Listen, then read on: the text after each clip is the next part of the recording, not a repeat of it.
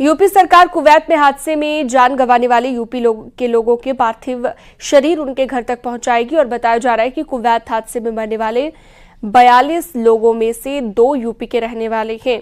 योगी सरकार ने उनके पार्थिव शरीर को उनके पैतृक गांव पहुंचाने का इंतजाम किया है।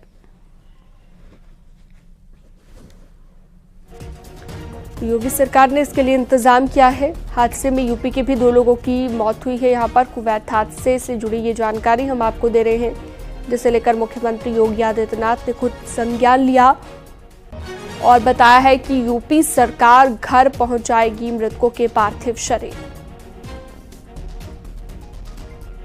पवन गौड़ फोन लाइन पर जुड़ गए ज्यादा जानकारी के साथ।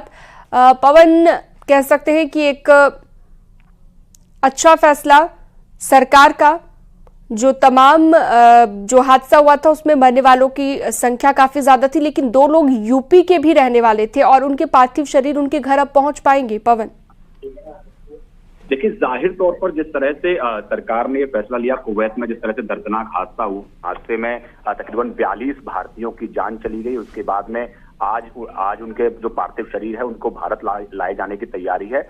उसको लेकर योगी सरकार ने अपनी तैयारी की है। योगी सरकार ने तमाम अधिकारियों को आदेश दिए हैं कि उसमें जो 42 लोगों की जो मृत्यु हुई थी उसमें 2 लोग जो है वो उत्तर प्रदेश के रहने वाले हैं। तो उसमें योगी सरकार ने आदेश दिया है तमाम अधिकारियों को वो लेकर जो उनके पार्थिव शरीर आएंगे, यहाँ से लेकर उनके जो पैतृक गांव है वहां तक पहुंचाने का इंतजाम किया जाए। और तमाम जो लोग हैं, किसी को किसी तरह की कोई दिक्कत ना हो, कोई समस्या ना हो, जो उनके और जो तमाम जो परिजन लोग यहाँ दिल्ली पहुंचेंगे उनको किसी तरह की कोई दिक्कत ना हो, और यहाँ से दिल्ली से उनके पैतृक आवास तक जो उनका पार्थिव शरीर है उसको ले जाने के इंतजाम किए जाएंगे। ठीक है, बहुत शुक्रिया तमाम जानकारी के लिए आपका पवन गौड़।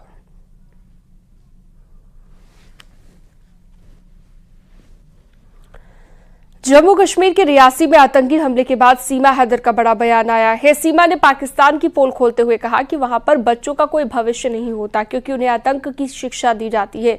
सीमा ने गुलाम हैदर को भी पलटकर जवाब दिया है। एक रिपोर्ट आपको दिखाते हैं।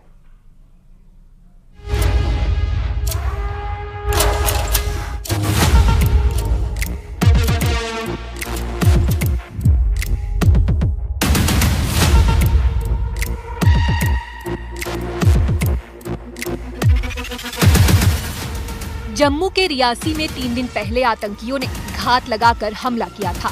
दहशतगर्दों ने बेगुनाहों पर गोलियां बरसाई। आतंकियों के इस कायराना हमले के बाद सीमा हैदर का भी बड़ा बयान सामने आया है। ये जग जाहिर है कि पाकिस्तान में कई जगहों पर आतंक की फैक्ट्री चलती है। सीमा ने आतंकवाद पर पाकिस्तान को घेरते हुए कहा कि वहाँ बच्चों का कोई भविष्य नहीं है क्योंकि वहाँ पढ़ने के बजाय आतंकी बनने की ट्रेनिंग दी जाती है, जबकि हिंदुस्तान में ऐसा नहीं है। यहाँ बच्चों का भविष्य बहुत उज्जवल है।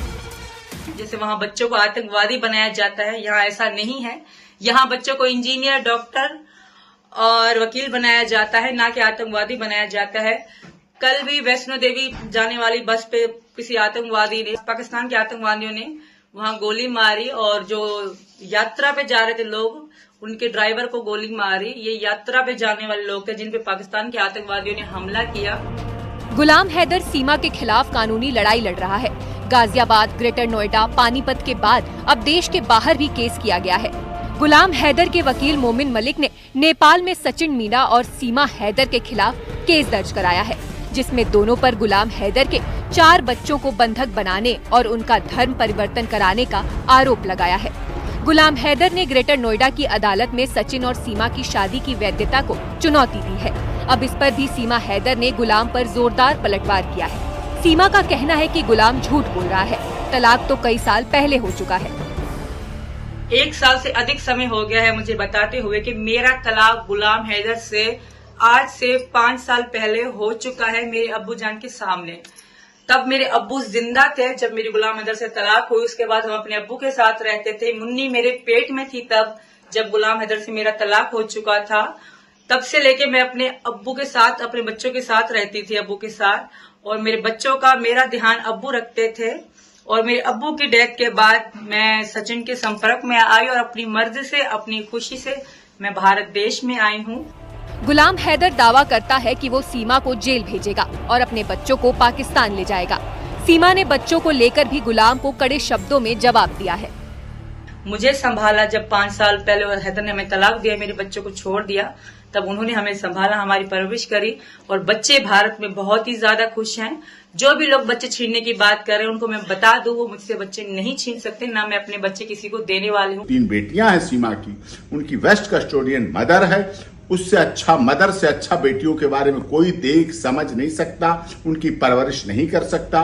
और भारत में तो बेटी बचाओ बेटी पढ़ाओ का नारा है, और केवल हम बेटी बचाओ बेटी पढ़ाते नहीं हैं, हम बेटी को पढ़ा के डॉक्टर, इंजीनियर, नर्स, इसरो की वैज्ञानिक, पत्रकार, राजनेता बनाते। इसलिए यहां बहुत उज्जवल भविष्य है, इसलिए उन्हें कोई नहीं ले सकता। जब से सीमा हैदर भारत आई है तब से उसकी जिंदगी में उथल पुथल मची हुई है। उसके पहले पति ने उसके खिलाफ मोर्चा खोल रखा है। उसे 10 जून को ग्रेटर नोएडा की अदालत में सबूतों के साथ पेश होना था, लेकिन वो भारत नहीं आया। अब गुलाम हैदर के वकील मोमिन मलिक ने केस की सुनवाई के लिए अगली तारीख देने की अपील की है। Bureau report, news 18।